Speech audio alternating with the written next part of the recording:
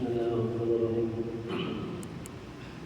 Assalamualaikum warahmatullahi wabarakatuh.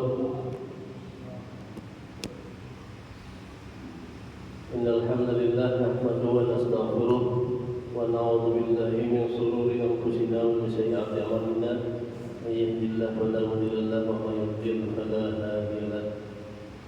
Alhamdulillah, pada hari ini subuh 20 Ramadan kita kembali diberikan oleh Allah nikmat hidup, nikmat iman, nikmat Islam, nikmatnya bisa melaksanakan sholat subuh berjamaah dan menikmati hari ini lagi, dan mudah-mudahan kita diberikan kesehatan, keafiatan, senantiasa dalam naungan kasih sayang oleh Allah Subhanahu wa Ta'ala. Tak lupa salawat serta salam terhatur kepada junjungan kita Nabi besar Muhammad sallallahu alaihi wasallam beserta keluarga, sahabat, tabi'in serta orang yang mengikut beliau hingga yaumil kiamat. Semoga kita semua di sini senantiasa diberikan syafaat oleh Rasulullah di dunia dan di akhirat kelak. Baiklah, kita lanjutkan kuliah subuh setiap waktu subuh bulan Ramadan. Hari ini ulun mencoba membahas mengenai Lailatul Qadar, karena mulai malam ini kita memasuki 10 hari terakhir di bulan Ramadan. Sebagaimana kita sudah mulai hari ke-15 malam ke-16 itu membaca surah Al-Qadar, yang mana di dalam Al-Qadar itu ada beberapa keistimewaan yang apabila kita melaluinya sangat disayangkan kalau kita tidak melakukan amal-amal yang maksimal. Sampai di dalam riwayatnya Rasulullah mengencangkan ikat pinggangnya, bahasanya itu artinya serius ini di 10 hari terakhir di bulan Ramadan ini. Bahkan dikatakan di sana Sidin kada bergaul dengan istri Sidin, artinya i'tikaf full di masjid. Dan kita seperti apa mengenai Lailatul Qadar ini? Ya pastinya kita harus mengisinya dengan amalan-amalan terkhusus di malamnya. Artinya siang silahkan begawi atau silahkan mencas atau banyak guling. Tapi malamnya usahakan lebih banyak mendirikan malam Lailatul Qadar. Jadi jangan full guling siang, full guling malam. Artinya dapat pahala 1000 tahun guling berarti. Nah, itu. Jadi ada beberapa keistimewaan Lailatul Qadar. Yang pertama adalah Lailatul Qadar sendiri adalah inna anzalnahu fi lailatul qadar. Sesungguhnya kami telah menurunkan Al-Qur'an di malam kemuliaan. Jadi Lailatul Qadar adalah malam kemuliaan. Jadi yang pertama adalah turunnya Al-Qur'an di malam Al-Qadar ini. Al-Qur'an sebagai pedoman dan mukjizat terbesar bagi Rasulullah yang bisa kita nikmati sekarang sampai kiamat dunia ini masih akan ada Al-Qur'an. Artinya apa? Ini adalah sebuah keistimewaan. Kenapa? Karena diturunkannya di malam Al-Qadar. Nah, terlepas dari ada pendapat mengenai nuzulul Quran yaitu di 17 Ramadan. Tapi sebagian pendapat ulama ada yang mengatakan bahwasanya turunnya adalah di malam Al-Qadar sesuai ayat ini, yang berarti di 10 hari terakhir. Kemudian yang kedua adalah malam Al-Qadar Inna anzalnahu fi lailatul qadr wa ma adraka ma lailatul qadr. Lailatul qadri khairum min alfi syahrin. Tahukah kamu apa itu Lailatul Qadar? Lailatul Qadar lebih baik daripada 1000 bulan. Berarti di malam Al-Qadar ini segala sesuatu amalan apabila kita memasukinya. Jadi malam Al-Qadar ini jangan dianggap menerima kain si ano jadi di kampung ano. Kenapa anu sidin hatap sidin bercahaya ya. Jadi seakan-akan Lailatul Qadar itu ampun kain si ano aja atau acil si ano di ano aja. Anu tilam sidin tangkat misalnya kada. Artinya siapa aja yang menghidupkan 10 hari terakhir itu sahih hadisnya. Apabila di malam itu masuk Al-Qadar, dia akan diganjar 1000 bulan. Misalnya di dalam 10 hari terakhir ini kita tangkap semua pas malam esok, malam ini misalnya, malam 21. Kita gawe membaca sejuz Al-Quran sama dengan sejuz selama 83 tahun. Kita menyumbang duit misalnya 100.000 malam ini sama dengan menyumbang duit 100.000 kali 83 tahun. Kita malam ini misalnya pengarannya selain baca Quran, sholat tahajud. Sholat tahajud adalah sholat kalau di wilayah kita ini sholat tasbih biasanya atau sholat pada saat tengah malam habis guring. Disarankan sholat itu habis guring. Nah kita gawe tarawih tahajud sama dengan 1000 bulan kita melaksanakan. Jadi Lailatul Qadar itu adalah lebih baik dari 1000 bulan. Kemudian malam tersebut dipenuhi berkah sebagaimana ayat Al-Quran yang artinya sesungguhnya kami menurunkannya pada suatu malam yang diberkahi dan sesungguhnya kamilah yang memberi peringatan. Pada malam itu dijelaskan segala urusan yang penuh hikmah, yaitu urusan yang besar dari sisi kami. Sungguhnya kami adalah yang mengutus Rasul-Rasul. Surah At-Dukhan ayat 3 sampai 5. Jadi malam itu diberkahi oleh Allah Subhanahu wa taala. Kemudian keutamaan berikutnya adalah malam yang dimana di situ penuh kesejahteraan. Ya, sebagaimana surah Al-Qadar tadi. Inna anzalnahu fi lailatul qadr wa ma adraka ma lailatul qadr. Lailatul qadri khairum min alfi syahr. Tanazzalul malaikatu war-ruhu fiha bi rabbihim min kulli amr. Salamun hiya hatta matla'il fajr. Jadi salamun hatta matla'il fajr. Malam itu penuh salam kesejahteraan sampai terbit fajar. Nah, jadi sampai subuh esok, misalnya malam ini sampai subuh esok adalah dipenuhi keberkahan dan kesejahteraan. Dan di malam itu tanazzalul malaikatu war-ruhu fiha bi rabbihim. Nah, pada malam itu turunlah malaikat-malaikat dan malaikat Jibril dengan izin Allah untuk mengatur segala urusan. Jadi malam Al-Qadar ini malaikat berbondong-bondong turun ke langit dunia atau ke bumi. Nah, ini adalah keutamaan malam Lailatul Qadar. Berikutnya ada hadis yang ini redaksinya 3 hampir sama. Man shoma Ramadanan imanan wa ihtisaban ghufira lahu ma taqaddama min dzambi. Itu yang pertama adalah barang siapa berpuasa Ramadan dengan dorongan iman dan berharap balasan dari Allah, diampunilah dosa-dosanya yang telah lalu. Itu redaksi yang pertama. Artinya ini secara keseluruhan sebulanan.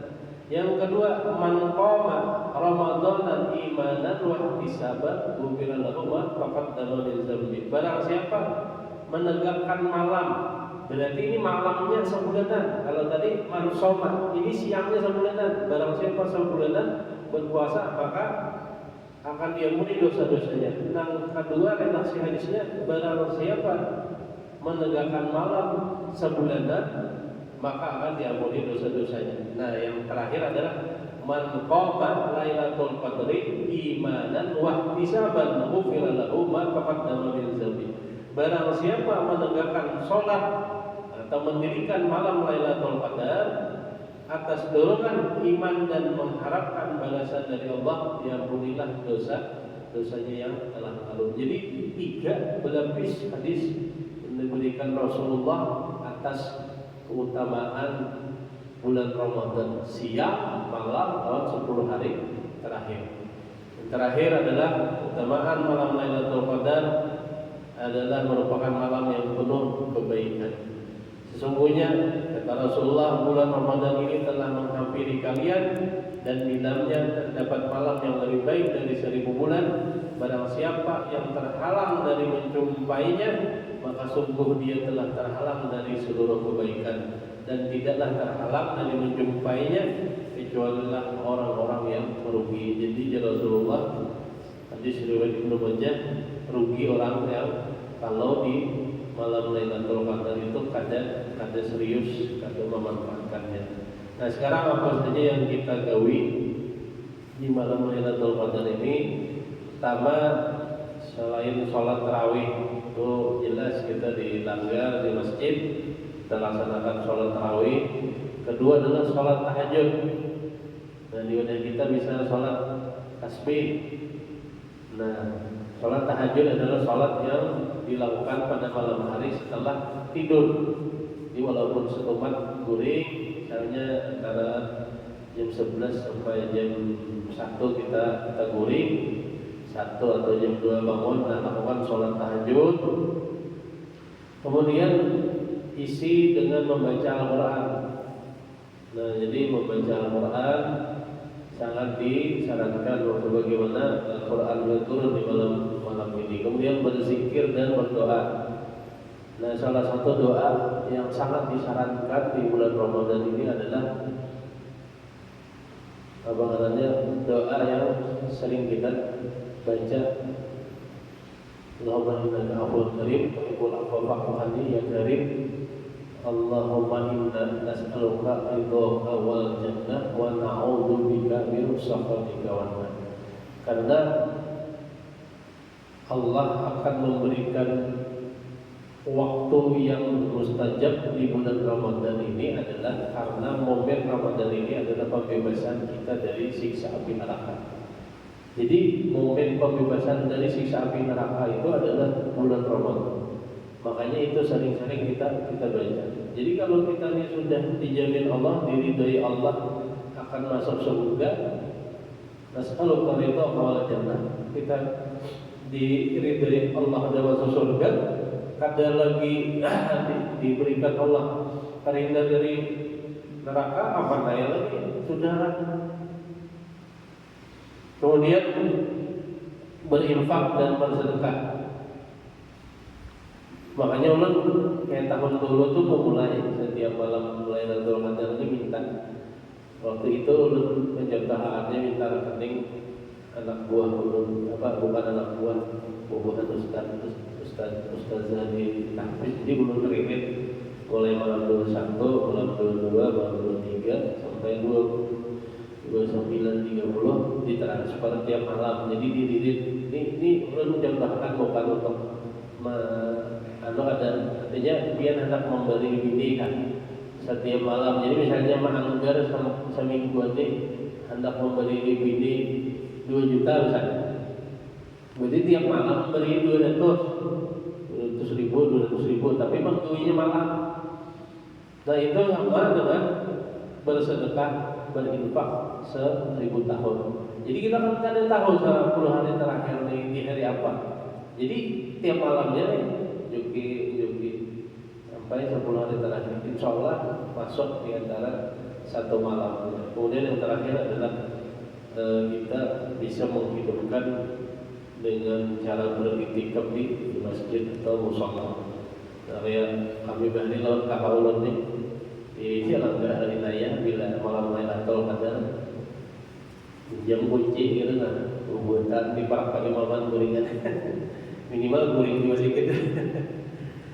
Nah kemudian kita lanjutkan sedikit pembahasan sirah nabawiyah yaitu perang Uhud.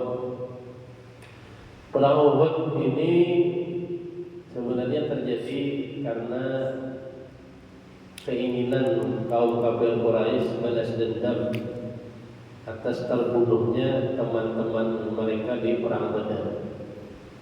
Jadi hubungan Quraisy ini kan kafir Quraisy ini meninggalkan semalam Abu Jahal, Umayyah bin Khalaf pentolannya, dan akhirnya mereka menyiapkan 3.000 pasukan.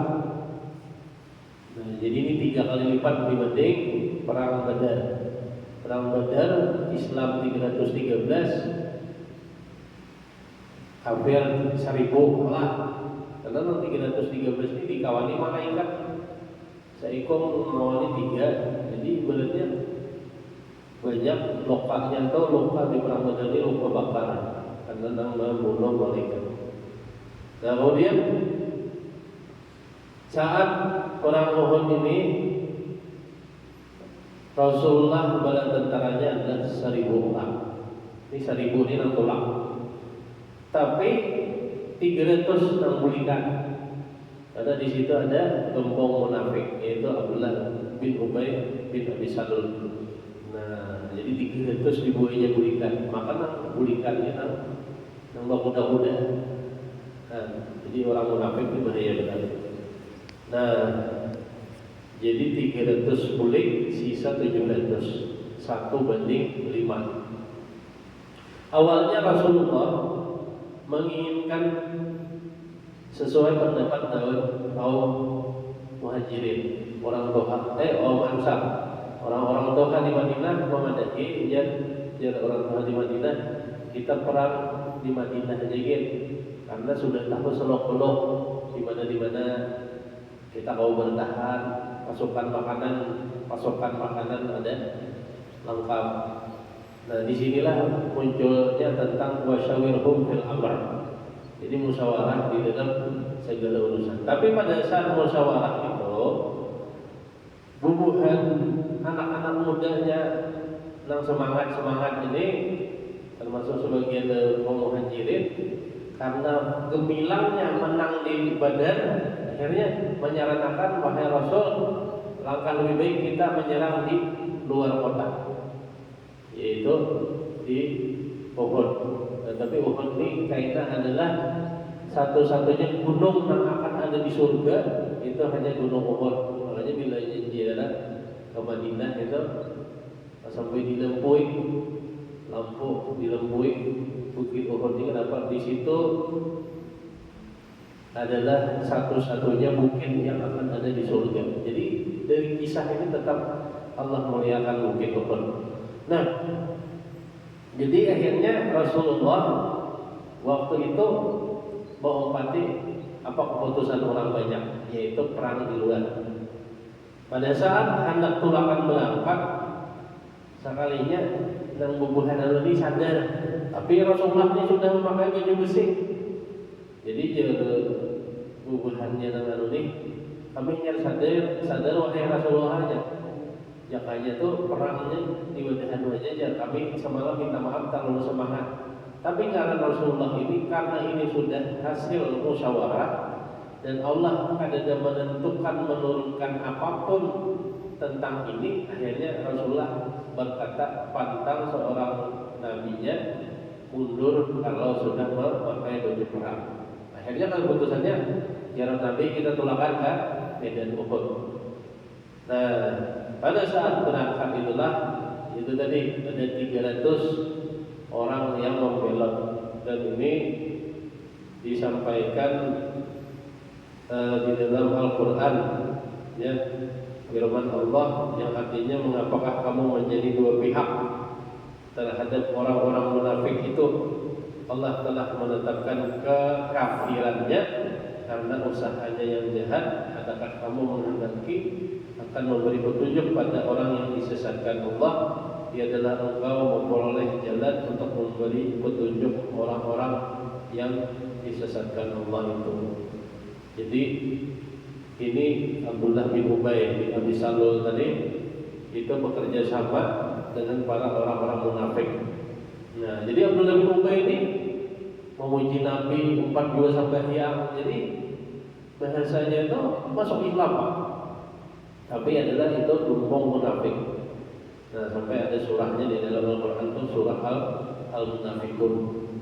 Setelah Rasulullah sampai di Gunung Uhud, beliau, nah ini strategi Rasulullah, menyuruh 50 orang ahli pemanah untuk bertahan di gunung itu. Beliau berpesan kepada mereka supaya jangan sampai meninggalkan bukit itu sekalipun menang atau kalah. Kemudian mulailah peperangan. Sekali lagi di pihak kaum kafir Quraisy 3.000. Dan di situ yang menjadi pimpinannya adalah Abu Sufyan. Nah, Abu Sufyan.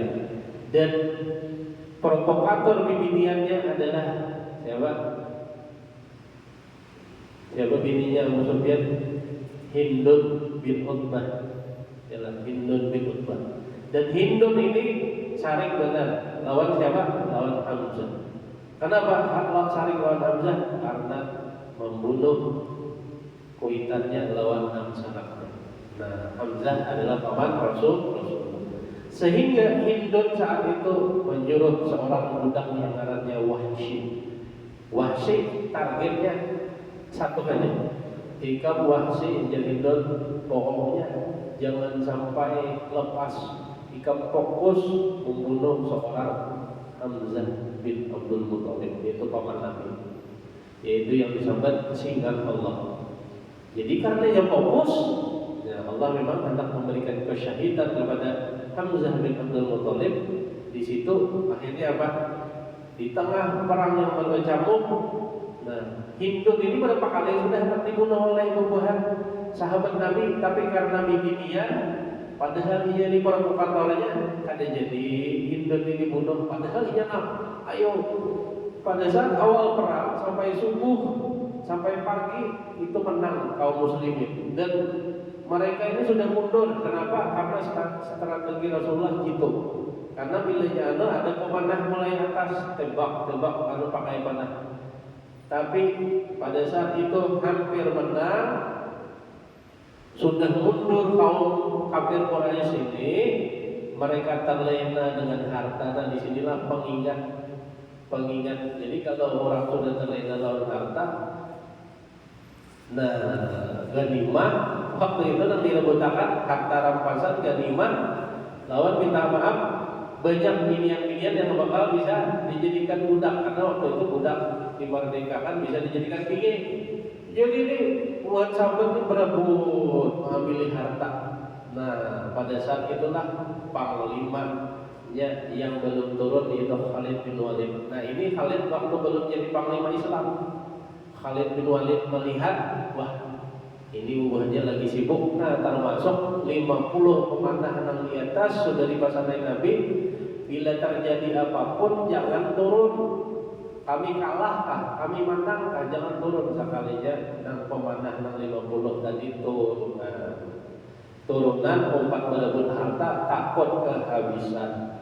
Akhirnya ketakutan kehabisan, turunan rombongan pemanah ini padahal sudah diingatkan oleh Rasulullah lawan sahabat di atas gunung, tapi ada memandang hari pas tak kumpul semuaan berebut harta, bibidian semuanya. Bubuhan ini kan membawa buhan penari apa segala ini supaya menyemangati bubuhan kafir Quraisy. Akhirnya pada saat itu muncullah Khalid bin Walid dan Hindun tadi menyemangati, pulang, ayo sembuh pulang. Sehingga Rasulullah di situ bersama para sahabatnya terkurung sampai dikabarkan Rasulullah itu wafat di situ. Jadi sampai Rasulullah dikabarkan wafat, sampai akhirnya banyak yang sudah bersaksi kaum kafir Quraisy itu Rasulullah itu sudah meninggal, karena sini ditutupi oleh besi. Jadi Rasulullah pada saat itu yang tahu Abu Bakar dan Umar sampai sudah lunglai sudah kayak baju aja bahasanya Rasulullah sudah ada baju lagi. Jadi lunglai sudah artinya ini menuju apa di medan tempur itu sudah ada tapi semangat tapi Rasulullah ini tetap dilindungi di apa oleh para sahabat dan ada nama Minandui. Nah di balik baju besi sidin ada nama Minandui Ka'ab. Kalau nggak salah Ka'ab sempat bakociak tapi Rasulullah mengatakan sudah biar aja Rasulullah jangan bakociak. Biar aja Tuhannya menganggap aku ini sudah terbunuh. Kenapa? Karena kalau kita berkuciak bahwa Rasulullah masih hidup, semakin diserang banyak. Jadi akhirnya Rasulullah perlahan-lahan menaiki bukit Uhud itu sambil dilindungi oleh Allah sampai ada dua yang menghantam pipi beliau dan itu akhirnya dicabut oleh. Nah ini kita kenal pahlawan yang membebaskan Palestina itu Abu Ubaidah bin Abi Jarrah. Itu dan mengikut pimpinan itu supaya pacul supaya gigi serinya Abu Ubaidah itu pacul tuh biji. Nah jadi akhirnya Rasulullah bisa menyelamatkan diri di bukit dan orang-orang tersiar kabar di wadah kaum kafir Quraisy tadi bahwasanya Rasulullah terbunuh. Padahal Rasulullah alhamdulillah bisa menyelamatkan diri dan disitulah Rasulullah balik ke Madinah dan Rasulullah tidak ada semacam balas dendam sama munafik kada lawan pemanah pun sidin kada sehari. Tapi di sini cuma satu yang sangat membuat sidin sedih adalah jasad Hamzah bin Abdul Muthalib itu tercapik-capik karena jantungnya dikunyah-kunyah oleh Hindun tadi. Dan Wahsy pun pada saat Fathu Mekah masuk Islam juga begitu merasa menyesalnya kenapa aku cuman ingin dimerdekakan kata Wahsy saat itu berangkat ke mana ke medan Uhud karena ingin merdeka aja jadi kada niat apapun sehingga mengikuti perintah Hindun. Setelah aku bisa membunuh aku bersembunyi kata Wahsy pada saat dia masuk Islam. Nah, saat itu Rasulullah melihat jasad Hamzah itu sangat panas sampai ingin memperlakukan hal yang sama apabila lalu tapi ditegur oleh Allah. Ada ayat Al-Quran yang turun, ya Allah apabila kamu membalas itu balaslah yang setimpal, tapi alangkah lebih baiknya engkau menjadi orang yang bersabar. Artinya Allah tidak menginginkan seorang nabi dan seorang muslim itu membalas dengan balasan yang ibaratnya mutilasi juga. Nah itu mungkin yang bisa kita ambil dari perang Uhud. Nah ini panjang ya kisahnya nih. Tapi di sini korban di dalam perang Uhud itu adalah 70 orang Islam yang terbunuh dan itu yang sering kita ziarahi di Bukit Uhud yang di kandang itu. Nah yang suatu hari di sana itu karena banjir muncullah jasad-jasad orang-orang Islam di situ dan masih kelihatan darahnya. Makanya kita ada melihat Hamzah aja masih kelihatan berdarah. Nah disitulah ayat Allah yang mengatakan janganlah engkau mengira orang yang mati di jalan Allah itu adalah meninggal, bal ahya'an inda rabbihim yurzaqun. Semuanya dia itu di sisi Allahnya diberi rezeki. Jadi orang-orang yang mati syahid itu dia sungguh hidupnya indah di sisi Allah dan diberi rezeki oleh Allah. Itu aja mungkin dari Allah. Mudah-mudahan ada manfaatnya. Setelah itu kita sambung lagi kejadian setelah perang Uhud. Assalamualaikum warahmatullahi wabarakatuh.